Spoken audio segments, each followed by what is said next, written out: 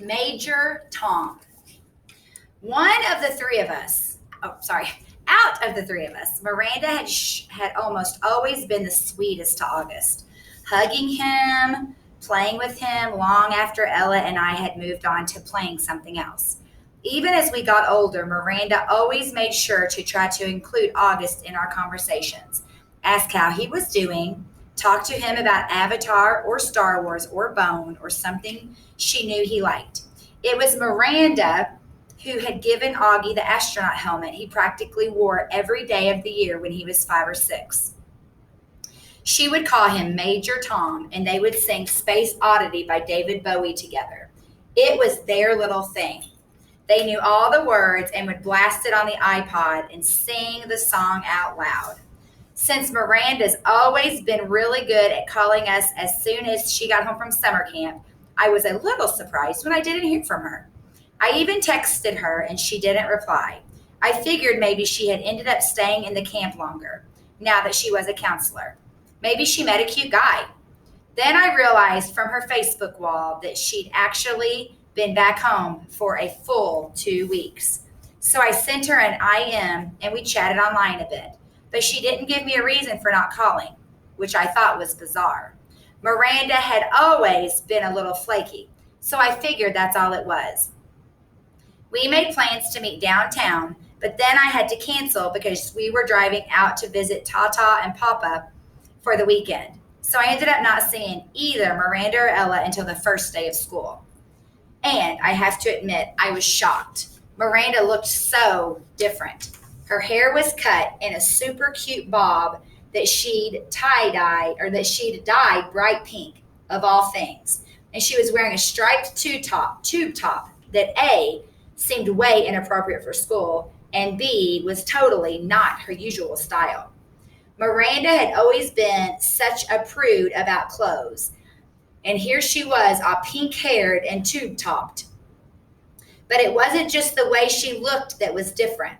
She was acting differently too. I can't say she wasn't nice because she was, but she seemed kind of distant, like I was a casual friend.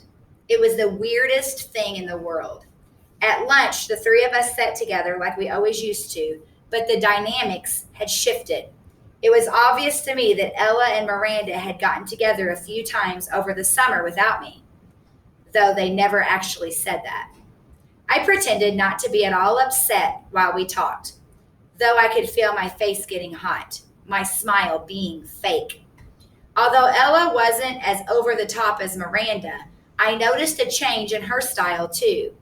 It's like they had talked to each other beforehand about redoing their image at the new school, but hadn't bothered to clue me in. I admit, I had always thought I was above this kind of typical teenage pettiness, but I felt a lump in my throat throughout lunch. My voice quivered as I said, "See you later," when the bell rang. After school. I hear we're driving you home today. It was Miranda in eighth period. She had just sat down at the desk right behind me. I had forgotten that Mom had called Miranda's mother the night before to ask if she could drive me home from school. You don't have to, I answered instinctively, casually. My mom can pick me up. I thought she had to pick up Augie or something. It turns out she can pick me up afterwards. She just texted me. Not a problem. Oh, okay. Thanks. It was all a lie on my part, but I couldn't see sitting in a car with the new Miranda. After school, I ducked into the restroom to avoid bumping into Miranda's mother outside. Half an hour later, I walked out of school, ran the 3 blocks to the bus stop, hopped on the M86 to Central Park West, and took the subway home. Hey there, sweetie, Mom said the moment I stepped through the front door. How was your first day? I started to wonder where you guys were. We stopped for pizza. Incredible how easy a lie can slip through your lips. Is Miranda not with you? She seemed surprised Miranda wasn't right behind me. She went straight home. We have a lot of homework. On your first day? Yes, on the first day, I yelled, which completely surprised Mom. But before she could say anything, I said, School was fine. It's really big, though. The kids seem nice. I wanted to give her enough information so she wouldn't feel the need to ask me more. How was Augie's first day of school? Mom hesitated, her eyebrows still high on her forehead from when I'd snapped at her a second earlier. Okay, she said slowly, like she was letting out a breath. What do you mean, okay? I said. Was it good or bad? He said it was good. So, why do you think it wasn't good? I didn't say it wasn't good. Geez, Via, what's up with you?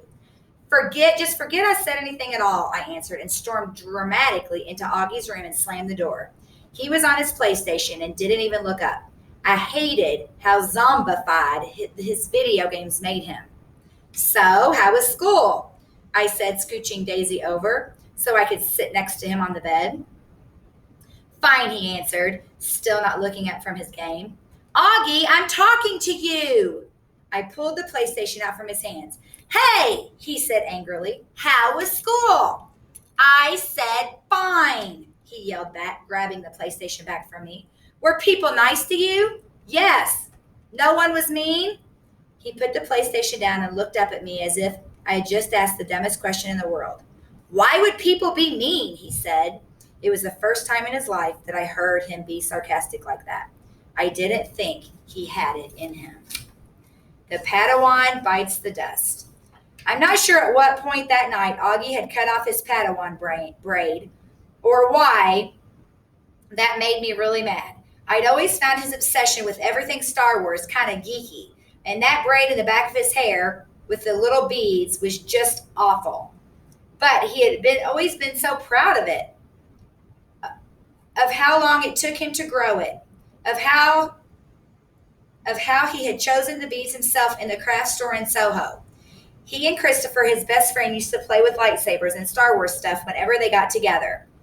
And they both started growing their braids at the same time. When August cut his braid off that night without an explanation, without telling me beforehand, which was surprising, or even calling Christopher, I was just so upset I can't even explain why. I've seen Augie brushing his hair in the bathroom mirror, and he meticulously tries to get every hair in place. He tilts his head to look at himself at different angles, like there's some magic perspective inside the mirror that could change the dimensions of his face. Mom knocked on my door after dinner. She looked drained, and I realized that between me and Augie, today had been a tough day for her too. So, do you want to tell me what's up? She asked nicely, softly. Not now, okay? I answered. I was reading. I was tired. Maybe later I'd be up to telling her about Miranda, but not now. I'll check in before you go to bed, she said, and then she came over and kissed me on top of my head. Can Daisy sleep with me tonight? Sure, I'll bring her in later. Don't forget to come back, I said as she left. I promise. But she didn't come back that night. Dad did. He told me Augie had had a bad first day and Mom was helping him through it. He asked me how my day had gone. I told him fine. He said he didn't believe me for a second, and I told him Miranda and Ella were acting like jerks. I didn't mention how I took the subway home by myself, though. He said nothing tests friendships like high school, and then proceeded to poke fun at the fact I was reading War and Peace. Not real fun, of course, since I'd heard him brag to people that he had a 15-year-old who was reading Tolstoy. But he liked to rib me about where I was in the book, in a war part or in a peace part. And if there was anything in there about Napoleon's days as a hip-hop dancer. It was silly stuff, but Dad always managed to make me laugh. And sometimes that's all you need to feel better. Don't be mad at Mom, he said as he bent down to give me a goodnight kiss. You know how much she worries about Augie. I know, I acknowledged. Want the light on or off? It's getting kind of late, he said, pausing by the light switch at the door. Can you bring Daisy in first? 2 seconds later, he came in with Daisy dangling in his arms, and he laid her down next to me on the bed. Good night, sweetheart, he said, kissing my forehead. He kissed Daisy on the forehead, too. Good night, sweetie. Sweet dreams.